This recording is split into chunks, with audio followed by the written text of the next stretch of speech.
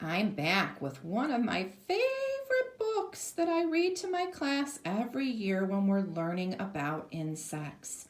And it is a fiction story. So remember, when we read fiction stories, we should always be thinking while we're reading, who are the characters? What is the setting? What's the problem in the story? What's the solution? What happened at the beginning, in the middle, and at the end? And all those things help us to comprehend or remember or learn the main idea that the author is trying to teach us. So while we're reading my favorite insect book, I want you to be thinking about those story elements. Hey Little Ant by Philip and Hannah Hoos, illustrations by Debbie Tilley. And it's one of my favorites because it really makes you think about insects and why they're important. Hey Little Ant.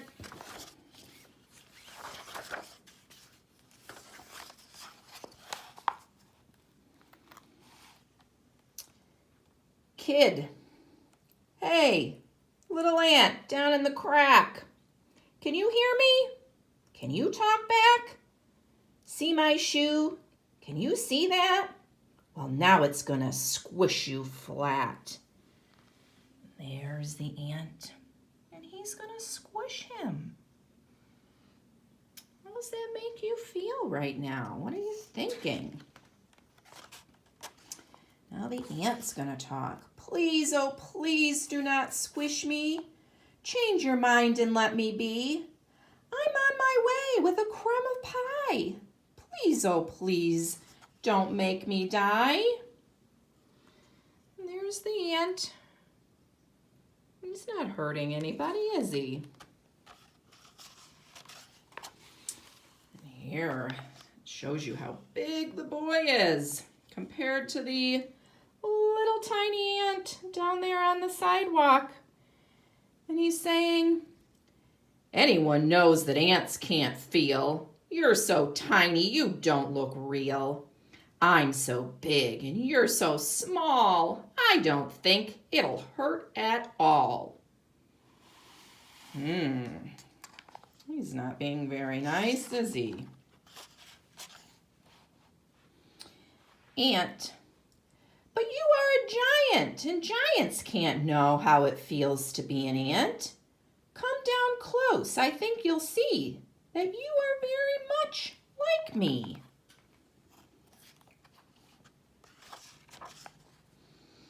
Kid, are you crazy? Me? Like you? I have a home and a family too.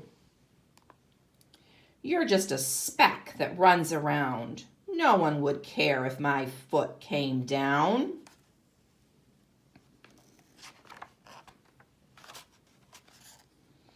Ant, oh big friend, you are so wrong. My nestmates need me, 'cause I am strong. I dig our nest and feed baby ants too. I must not die beneath your shoe.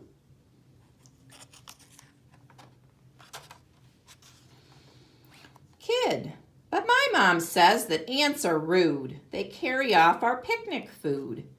They steal our chips and breadcrumbs too. It's good if I squish a crook like you.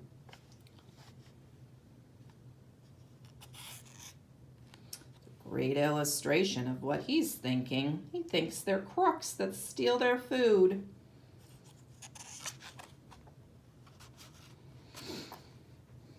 Ant, hey, I'm not a crook, kid.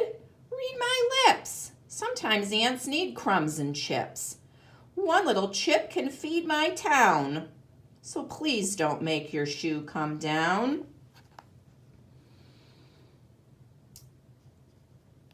So this is a great book because it teaches you what each character is thinking. So the boy is thinking not the same thing that the ant is thinking. That's called their perspective. They have a different perspective. Kid, but all my friends squish ants each day. Squishing ants is a game we play. They're looking at me, and they're listening too. They all say I should squish you.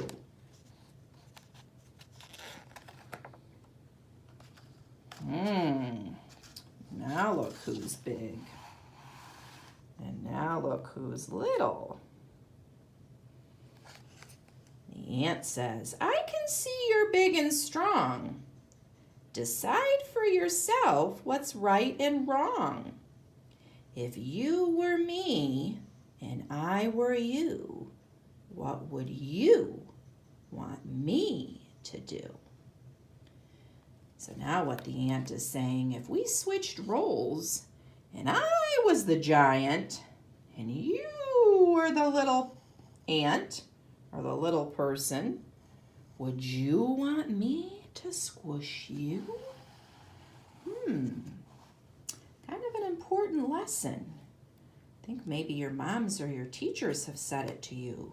Treat people the way you would like to be treated. That's what I'm thinking.